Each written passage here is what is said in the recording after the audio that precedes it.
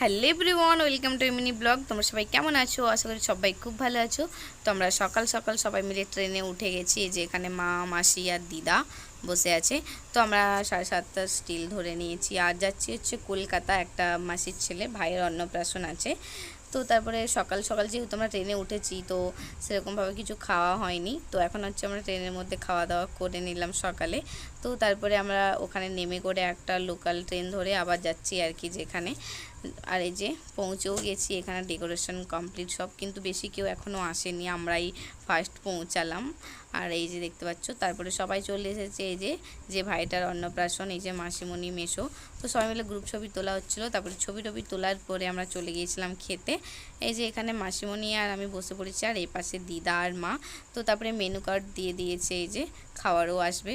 তো চলো আমরা খাওয়া দাওয়া করে নিই, আর তারপরে আমাদেরকে আবার বাড়ি বেরোতে হবে আর কি যাওয়ার জন্য। তো এই যে দেখতে পাচ্ছ, আমরা খাওয়া দাওয়া করে একটু বসেই চলে এসেছি, কারণ আমরা কি আবার রিটার্ন বাড়ি যাব। তো এখন হচ্ছে বসে আছি আমরা দাসনগর স্টেশনে। তো এখান থেকে যাব হাওড়া, তারপরে হাওড়া থেকে আমাদের ট্রেন আছে আর কি।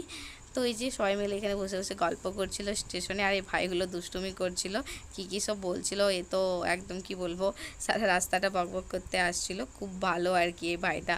তারপরে এই যে হাওড়াও পৌঁছে গেছি। এখন সবাই মিলে হাওড়া স্টেশনে বসে আছি, কারণ আমাদের ট্রেন এখন লেট, মানে 5:30, এখন আমাদের দেরি আছে। তো সবাই মিলে এখানে বসেছিলাম, আর বসে বসে ভাল লাগছিল না, কারণ সারা দিন ট্রেনে এসেছি বসে, আবার যাব বসে বসে। তো তার জন্য আমরা একটু বেরিয়েছিলাম, দিদির সাথে ঘুরছিলাম আর কি ওখানে দিয়ে করে, এখানে ঘুরে ঘুরে দেখছিলাম। তো তারপরে আমাদের ট্রেন চলে আসছিলো। তো চলো, বাই বাই।